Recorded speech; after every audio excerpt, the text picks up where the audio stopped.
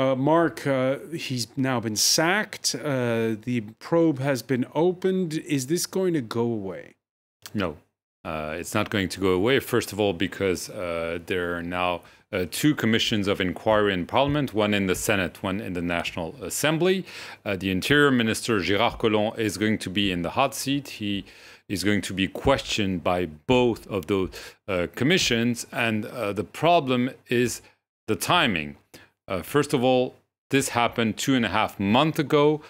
We're told by Radio France Inter that Gérard Collomb knew the day after what happened, and this has not been denied by him or his cabinet, but that he didn't act, and that's the problem. It seems that Gérard Collomb told the Élysée Palace when he learned about those facts immediately after on May 2nd, and that this is when the 2-week suspension was decided. Obviously, with all the criticism, the Élysée was forced to say, oh, today we learned new things, that Alexandre Benalla obtained CCTV footage of this May Day demonstration from friends in the police, 3 friends who were also suspended. And so this is clearly illegal. And so this is why we've begun his sacking procedure today.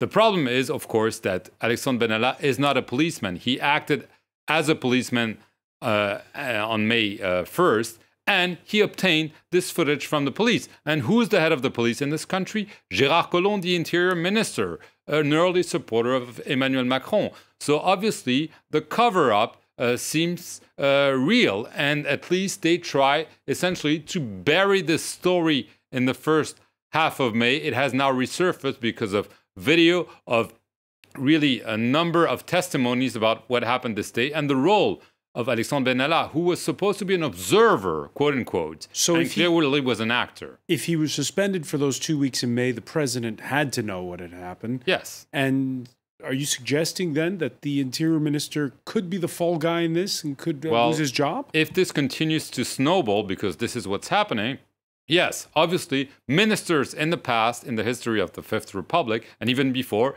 have always been convenient, essentially, fall people. And so that's what might be happening with Gérard Collomb if this continues. The problem is, everyone knows, and Emmanuel Macron said so, he wants to be a president who decides many things. He doesn't want to be the normal president that François Hollande, his predecessor, was. He said, the buck stops with me. And that's the problem, because probably the warning signs were not clear enough, or maybe Macron's loyalty to Alexandre Benalla is so strong that he felt essentially he could avoid any criticism, and today he's paying the price, because all the suspicions is that he tried to protect someone who was loyal to him. The French president who's remained silent throughout this week. Yes, obviously 48 hours is a long time in today's news cycle. He hasn't spoken, only he sent his spokesperson yesterday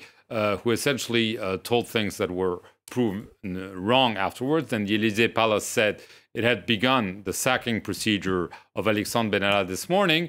We've seen the prime minister try to intervene. The president has remained silent. He's always said, you know, I'm above the fray. The problem is that, as I said earlier, he might need to speak at some point, even maybe during a press conference. Today, he received the president of Azerbaijan. Normally, there's a press stakeout, or at least 2 questions afterwards. There was no such stakeout today. So clearly, there is a problem. Emmanuel Macron knows. He's hoping it's going to go away. He's lucky because summertime is upon us, but nevertheless, this is really a stain for him. He said he would be a transparent president, and clearly in this problem, he hasn't been transparent at all, and he'll probably have to speak and explain why all this happened. All right.